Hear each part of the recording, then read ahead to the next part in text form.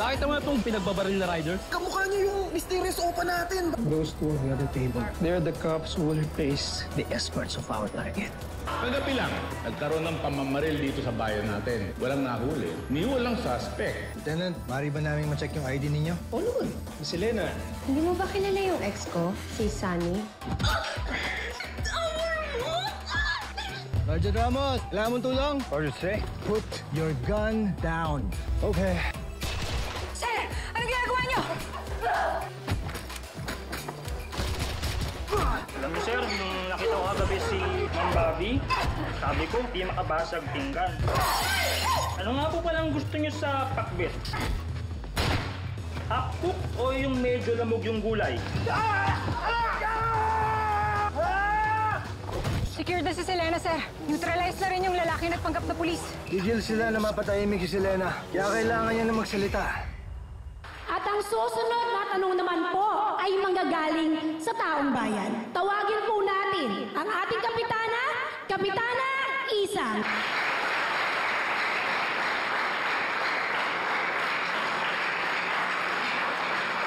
Magandang umaga, Amo. Aga po. At magandang umaga, Mayor. May tanong lang po ako. Ano po ang magagawa ninyo sa mga senior citizens?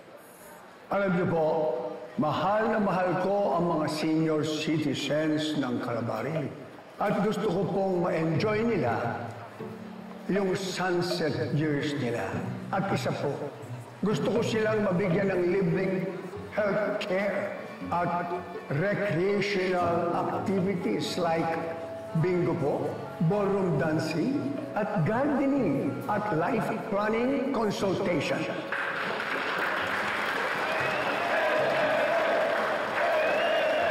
Bukod sa enjoyment, siguro dapat i-empower natin ang ating mga senior citizens. Sa isang nakikita kong problema nila ay yung age discrimination sa trabaho. Kung sakasakali mga ako papalarin, gagawa tayo ng programa o ordinansa para sa mga opisina at sa mga negosyo dito sa atin na i-hire ang ating mga senior citizens kahit na mga 4 to 5 hours man lang na trabaho.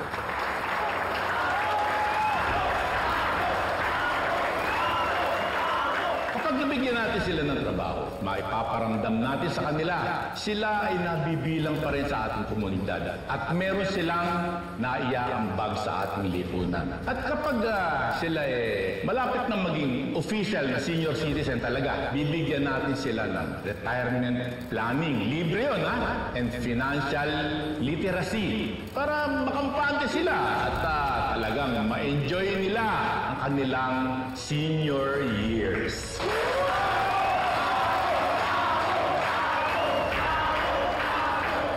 Maraming salamat, Amo. Nagustuhan ko po ang sagot ninyo. Maraming salamat din sa inyo. Kapag kumilos na, wala ka na. Takbo, takbo, saan ka tatakbo? Hawak ko ang laro, ngayon ang oras mo. Takbo, takbo, saan ka tatakbo? Huwag kang aatras, kamis hanggang dikit. Takbo, saan ka tatakbo? Hanggang dikit.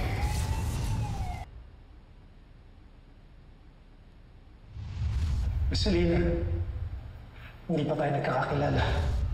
Patay na ba yung lalaki kanina? Yung nagpanggap na pulis? Pero buhay pa yung suspect. Nasa surgery siya ngayon. Unidentified pa rin. Chinese yata yun o Korean. Sir? Feeling pa ito yung suspect pa sa kwarto. Stable na heart condition. Selena, pupunta lang ako dun. Pahinga ka lang. Ma'am Bobby, baka pwedeng huwag na kayo umalis. Samahan niyo muna ako. Oo naman, dito lang ako.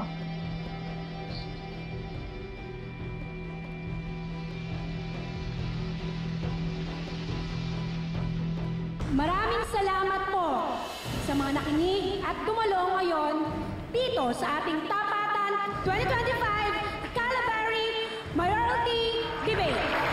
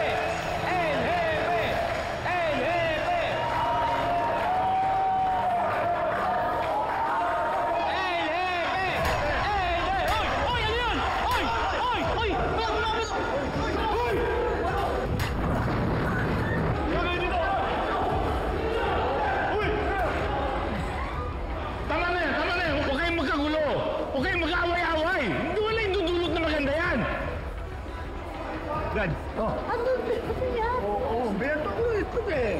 Bubok pa ata, kaya pa ako. Dad, okay ka lang? Okay ako. Buti hindi balang tumama sa akin. Tama yan, huwag kang magagalit.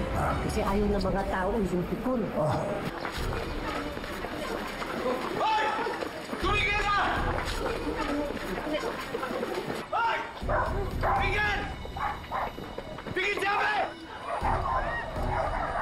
Taas kamay! Umarap ka! Harap! Tanggalin mo yung nasa mukha mo!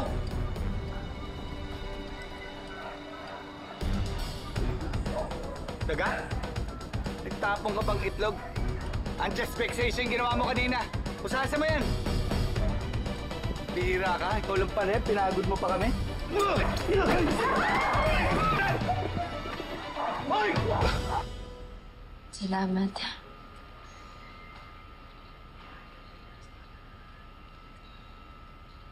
Alam mo, Ma'am Bobby, idol na talaga kita. Galing niya makipagsabayan doon kanina, yung pakikipag-bugbugan. Tapos, ang pretty mo pa rin. Ako, gulat nga ako eh. Akala ko mas gusto mong kasama si Sir Tonyo. Siguro mas palagay lang yung loob ko sa iyo. Naalala ko kasi ate ko eh. Oh. Bakit namimiss mo ba siya?